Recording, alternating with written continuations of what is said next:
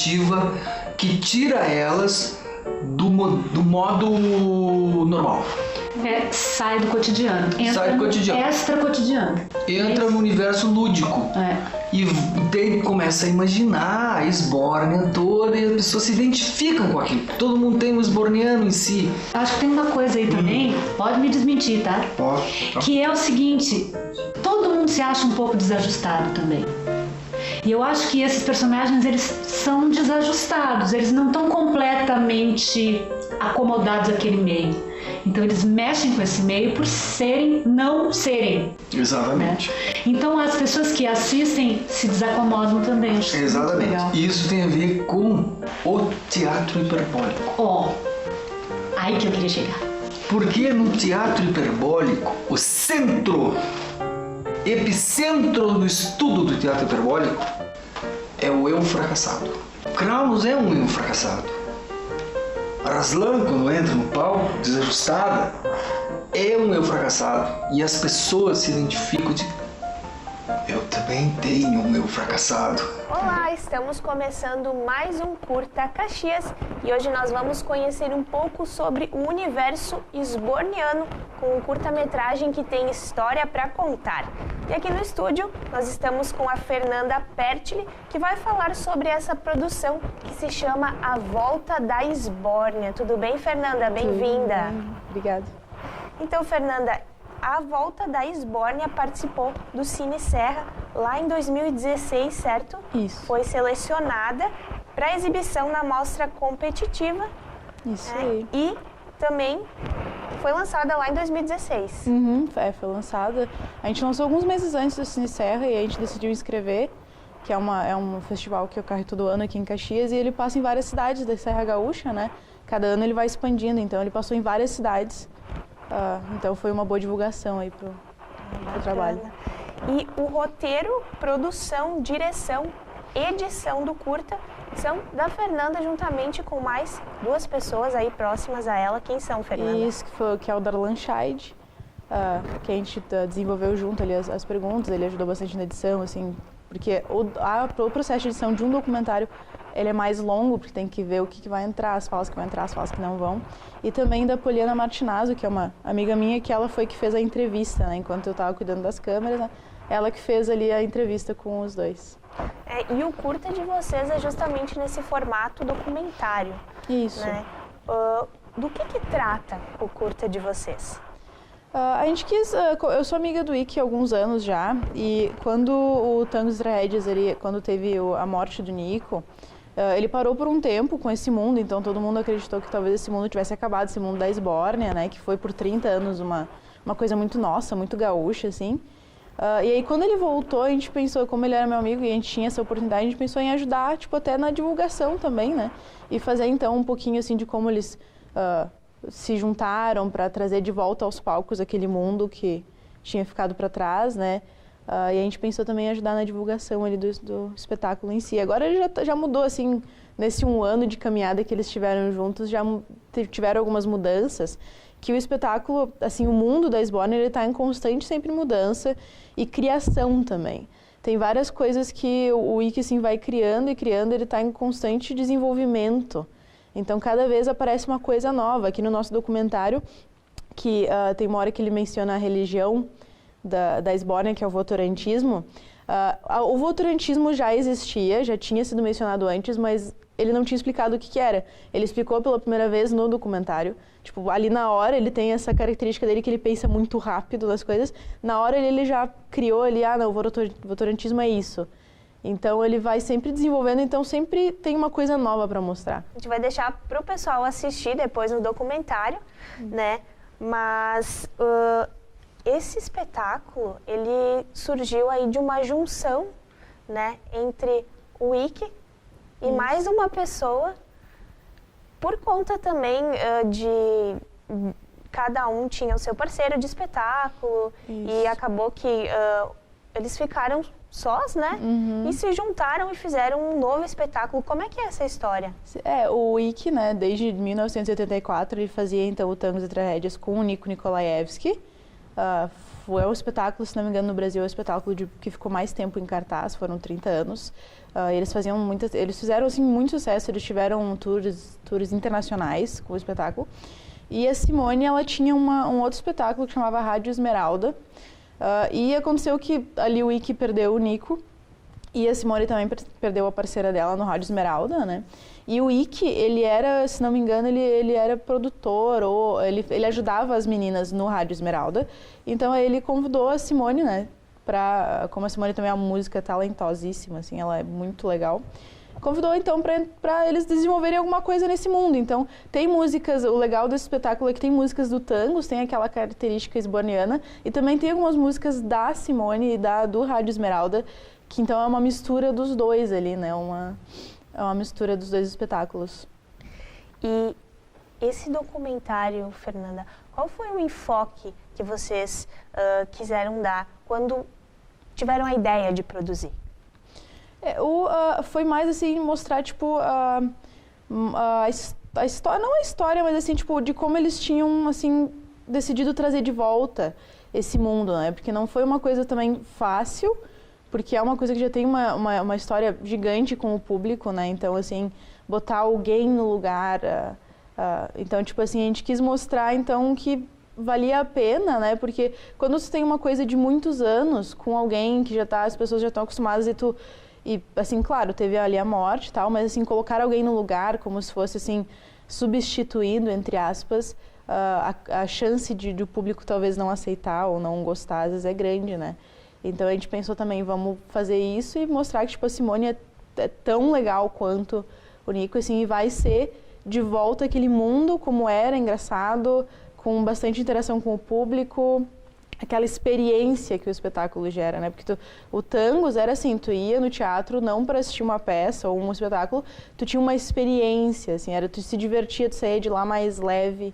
Então, e é a mesma coisa com a volta ali com a Esbórnia Contra-Ataca, tu vai, tu se diverte, tu dá risada, tu interage, é uma experiência mesmo, tu ir ao teatro ver eles. É o que inclusive ele diz, né, no documentário que realmente tem que ser uma experiência, né? Imagina aqui na nossa cidade, aqui na região, aquele frio, né? Exato. O pessoal tem que ter tido essa experiência para poder ir lá e querer buscar isso, né? Então, é algo pessoal, na verdade. O Tangos e Tragédias, tu pode encontrar gente que viu 15 vezes o espetáculo.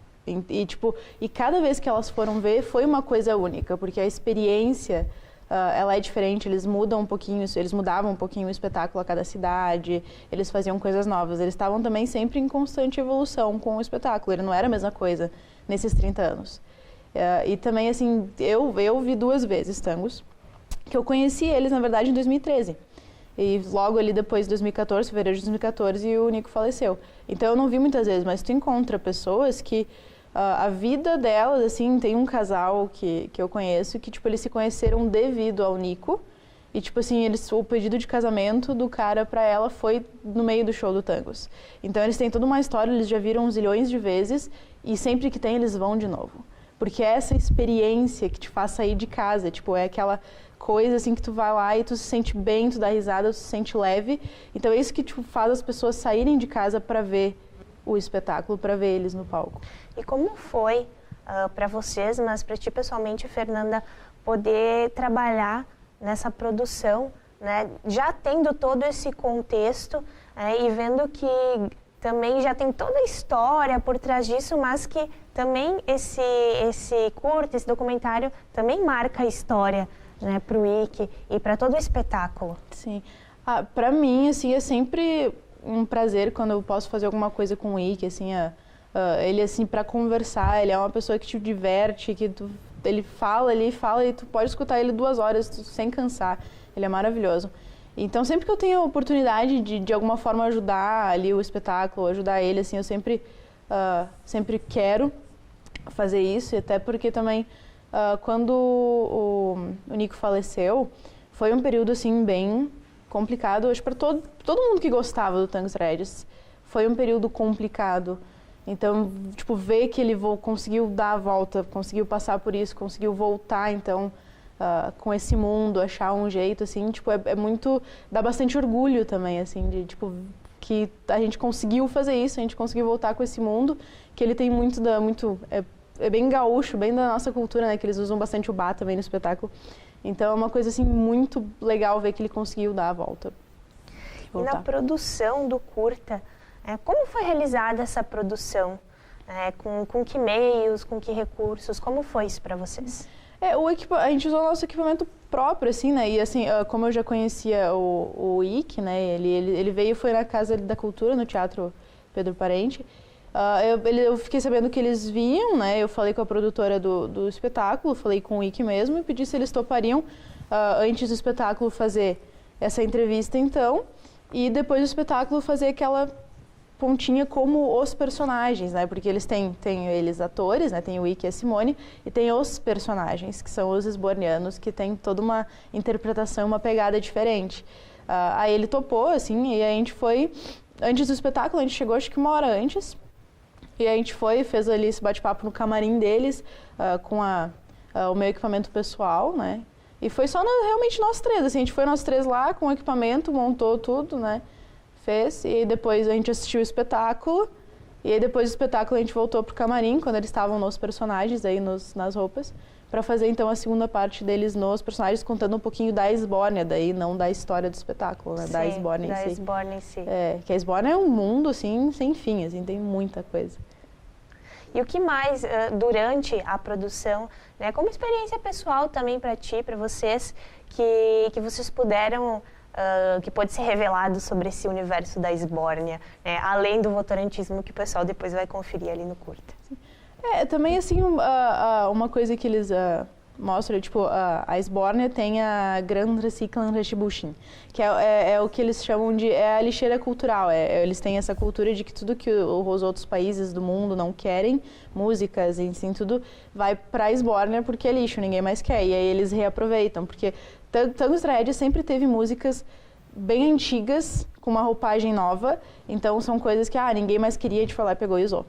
Então, ele também, na parte dos personagens, eles mencionam isso também. Eles mencionam bastante também da cultura, assim, das pessoas. As pessoas se visitam ou não, se conhecem. Como é que é o estilo de vida da Esbórnia, é parecido. E, tipo, é bem parecido, assim. Tem até um filme que eles fizeram em animação, que é Até que a Esbórnia nos separe, que foi pela Otto Animações, que mostra também, tipo, é muito, assim, tem muitas referências à cultura gaúcha. Então, eles também têm uma erva, eles também tomam uma bebida que é feita ali de uma erva. Então, tem muitas referências a nós. Então, para nós gaúchos, a Esbórnia é muito especial, porque a gente se identifica muito, a gente vê muito de nós na Esbórnia. Muito bem. E para inscrever no Cine Serra, né, qual foi a motivação de vocês, né? Produziu, legal, mas realmente para estar introduzido ali? A gente em 2015 foi a primeira vez que eu participei do Cine Serra, que foi quando eu entrei na faculdade, né, que eu faço produção multimídia. Então aí eu fiquei sabendo que existia, porque até então não sabia que existia esse festival de Caxias do Sul, né, de cinema. E aí eu tinha feito um curta, vamos escrever. E aí quando a gente fez esse documentário, a gente lembrou que tinha, né, o Cine Serra, e assim, a nossa principal motivação ao escrever não foi assim, vamos escrever para ganhar prêmios, assim, mas tipo, se a gente conseguir passar para a mostra competitiva, olha em quantas cidades que vai rodar esse documentário. Então, a gente vai ter um alcance muito bom de público com ele. Então, a principal motivação foi essa, assim, não foi nem tanto, assim, queremos ganhar um prêmio, mas, assim, que ele seja visto, né? Porque quando a gente faz um trabalho audiovisual, antes da gente ganhar alguma coisa com ele, a gente quer que ele seja visto pelo público, né? E que chegue no maior número de pessoas possível. A gente sabe que para produzir algo sempre tem que ter uma sincronia entre as pessoas que estão ali buscando, enfim, roteiro, edição, produção. Como foi que vocês se conheceram? Você, o Darlan, a outra pessoa envolvida também? Sim. Eu e o Darlan, a gente se conheceu, acho que foi em 2012 ou 2013, pelo Facebook. Um dia ele comentou numa foto minha, mas a gente, até hoje é um mistério, a gente não sabe como a gente se adicionou. A gente só tinha um ao outro no Facebook, ele comentou eu comentei uma foto dele, a gente começou a conversar e aí a gente começou a fazer, a gente viu que a gente era muito parecido, a gente começou a fazer coisa junto, né? E a Poliana, que foi a outra pessoa que participou, era minha colega no serviço. E também a gente começou a ver que a gente tinha esse lado de querer mostrar a cultura, de querer, tipo, divulgar a cultura aqui da região. E a gente formou ali um grupinho, nós três, que A gente fez, assim, teve várias outras ideias também, a gente tem várias outras ideias que futuramente a gente pode fazer. E aí a gente tem o grupinho ali dos 3 que a gente tenta fazer algumas coisas. A gente fez algumas outras produções até para a página que o Darlan tem, que é Serra Gaúcha Cultural. A gente fez uma produção no Dia das Mães, que a gente fez um curta para parabenizar as mães. A gente fez também um documentário sobre a Mona Lisa Caxiense, que é um pintor aqui de Caxias que reproduziu a Mona Lisa. Então algumas produções a gente já fez juntos. E tem algum plano aí para mais algum curta futuramente? Tem algo em mente já? Ideia a gente sempre tem, né? Ideia a gente tem, assim, várias, assim, 15, 20 ideias, assim. Mas a gente sempre tem a questão da disponibilidade, né? Todo mundo tem que ser junto, tem que aparecer oportunidade e tal. Mas a gente tem algumas ideias mais de curtas aí. Agora a gente está mais numa de contar histórias, assim. Mas alguns documentários também, assim, a gente tá... Até eu tava falando com o Ike esses tempos de fazer um novo documentário agora, porque o espetáculo já passou por alterações, até inclusive de nome de personagens. Então, de fazer, então, uma nova versão do documentário ali sobre a Esbórnia, para trazer essas mudanças que já ocorreram, tipo, meio que atualizar ele, né, e dar mais uma divulgação para o espetáculo. Então, a gente tem vários planos aí para o futuro. E os personagens aí, eles têm uns nomes bem próprios, bem peculiares, né? Sim. Assim, que o esborniano, né, a língua, eles criaram ao longo dos anos vários vocabulários, assim, vários nomes e várias palavras da língua mesmo, né? Mas tem o Krau no San, que é o personagem que o Ike faz, e tem o personagem da Simone, que agora, na verdade, ele é chamado de Nabirra. Ela é a Nabirra agora. Antes eles tinham usado o sobrenome dela, que o sobrenome dela era Razlan, já era uma palavra mais assim, que parecia esborniano.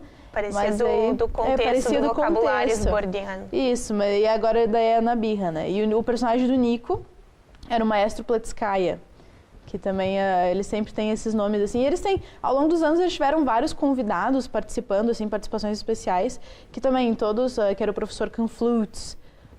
E tem aí também vários personagens que entraram no mundo com também esses nomes bem peculiares, assim.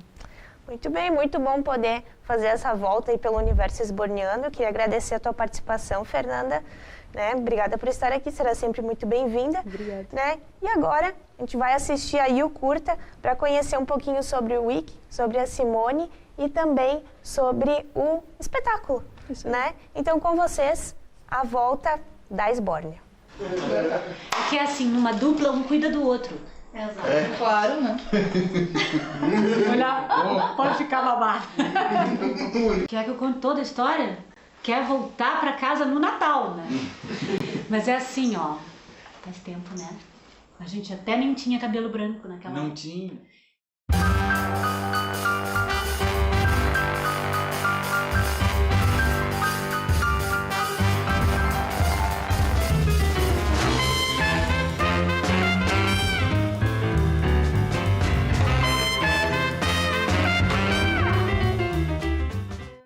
A ideia não surgiu assim, de repente.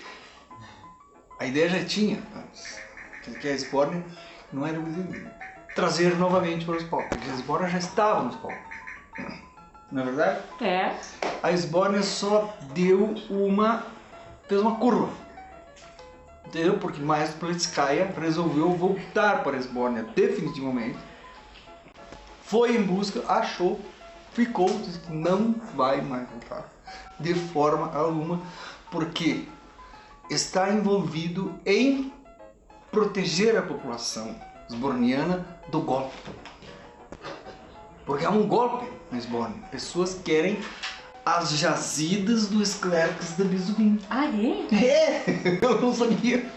O Ike viu uma vez eu e a Adriana cantando aqui na Serra, em Canela, e disse: nossa, vocês têm química, meninas. Vocês são o Tangos de Saia. Ele disse e deixou a gente bem animadinha. E a gente foi fazer, enfim, como brincar de fazer Rádio Esmeralda. E nessa história aí, Antes de virar a Rádio Esmeralda, o Ike convidou a gente para participar do Tangos de tias do Krauno. Krauno Splitskaya. Que Duas era- tias esbornianas do Krauno Splitskaya. Elza e Ilza. Que era Elza e Ilza. Eu e a Adriana. Vestidinhas de esborniano. A gente entrou e cantou junto canção para inglês ver, 4 vozes, né? Isso, foi isso. E desde lá existe uma ligação que é dupla, que é humor, que é música, Que é o estilo, né? que é De atuação. humor, teatro, essa coisa dos clownesca. E agora convidando ela para entrar no universo da Esbórnia, nenhuma dificuldade, porque parece que sempre foi. E sempre foi mesmo. E porque assim a gente criou uma sinergia com esse público, entendeu? Então tem uma história de que vir ao espetáculo é uma experiência a ser vivida pelo público, entendeu? Quer dizer, hoje as pessoas têm muitos confortos em casa, né? Então tem a TV, tem lá 1000 filmes maravilhosos, tem lareira, nesse frio de 2 graus, a pessoa diz, pô, não, para aí, não, tem que ser uma experiência para me sair de casa e ir lá. Então é por isso, é porque as pessoas vão e se sentem vivendo uma experiência cultural, artística, criativa, que tira elas do modo normal. Sai do cotidiano. Sai do cotidiano. Extra cotidiano. Entra no universo lúdico. É. E começa a imaginar a Esbórnia toda e as pessoas se identificam com aquilo. Todo mundo tem um esborniano em si. Acho que tem uma coisa aí também, pode me desmentir, tá? Ó, Que é o seguinte, todo mundo se acha um pouco desajustado também. E eu acho que esses personagens, eles são desajustados, eles não estão completamente acomodados àquele meio. Então eles mexem com esse meio por não serem. Exatamente. Então as pessoas que assistem se desacomodam também. Acho isso muito Exatamente. legal. E isso tem a ver com o teatro hiperbólico. Ó, aí que eu queria chegar. Porque no teatro hiperbólico, o epicentro do estudo do teatro hiperbólico é o eu fracassado. Kraunos é um eu fracassado. Raslan, quando entra no palco, desajustada, é um eu fracassado. E as pessoas se identificam de... Eu também tenho um eu fracassado. Tá bem escondido. Escondido. Mas naquele momento que os personagens se mostram, que os artistas mostram o eu fracassado deles, as pessoas dizem, então, não é tão grave assim. Ouve música estrangeira, sentada na janela. Acho que a melhor definição de música pra mim é movimento. Música é movimento. Eu acho que viver da música, eu não sei bem o que quer dizer isso. Porque quando tu faz música, tu vive dela, não tem muita escapatória, assim. Não é tu quem escolhe a música, eu vou fazer uma profissão, vou ser dentista, vou ser músico. Não é bem assim com a música e com a arte, parece que é o contrário. Parece que é a música que convida a gente, entende? Assim, as coisas estão ali e o terreno é muito fértil e a coisa acontece. Então, o que é que eu posso dizer para alguém que quer viver de música? Viva de música, mesmo, assim, todo dia. E isso vai fazer com que você seja uma pessoa feliz com o teu ofício, com o teu trabalho, com as suas coisas e vai fazer, provavelmente, tu se dar bem com isso. Com todas as dificuldades que todas as profissões têm. Que todas as profissões têm. É. E com toda a dedicação que todas as profissões exigem. Exatamente. Quanto mais se dedicar, e mais se dedicar para os periféricos que envolvem a profissão, né, que é o saber se colocar no mercado, que é o saber se comunicar com as pessoas também. Então é uma série de coisas que completa o fazer do artista. A arte é algo necessário. As pessoas sem arte, elas vão ficando murchinhas, vão ficando fraquinhas, murchinhas e perdem uma coisa que eu acho que é fundamental, que é a audição da vida, assim, sabe? Que é o não verbal, é o que não está dado como é essa porosidade da vida, de poder perceber o outro. E isso a arte dá. Então, quando isso não acontece, a gente perde uma coisa que é essencial, que é poder estar presente de corpo aberto, assim. Nós vamos fazer uma turnê nos Estados Unidos, depois percorremos a Ásia, a África, 2 shows no Japão. Dois shows no Japão. Um não tá fechado ainda. Tem um show muito que eu quero fazer que é em Ogasawara. É uma ilha que vai sumir por causa do o mar que está subindo, e nós queremos fazer um show lá antes que essa ilha suma. Mas são tudo planos, não está nada confirmado. Não esquece aquele ali de Rondinha, né? Rondinha. Temos que passar em Rondinha também, antes que caia aquela pedra em cima daquela cidade. Ruslan veio depois porque estava dando conta da Universität Libertock de Musik da Esbórnia. O cara não ficou sozinho. Alguém tem que ajudar, tem que ficar Alguém perto. tem que ajudar, entendeu? Porque o Pletskaya deu no pé. Ó, você mandou, Nem combinou nada com ninguém. nem combinou. Entende? Encheu. Ele falou que encheu. Ele Aí falou ele chegou lá e eu disse, encheu. não dá. Quando ele chegou, Eu vou lá com o Crono, vou lá. o Pletskaya passou a vida inteira me deixando no palco, sozinho. Eu queria então, a partir desse momento, 10 para as 9, que o meu amigo, companheiro Krauno-san vai apresentar para vocês agora um número impressionante.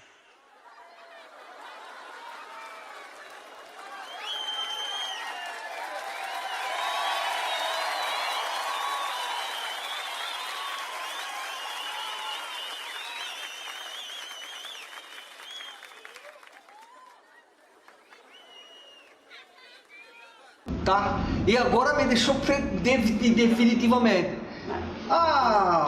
Ruslan, que encontrou o maestro Pletskaya na Libertock Musik University. E falaram umas coisas dele, eu vim pra cá. Falaram as coisas. Aí eu disse, não, Crono, tu vai ficar sozinho?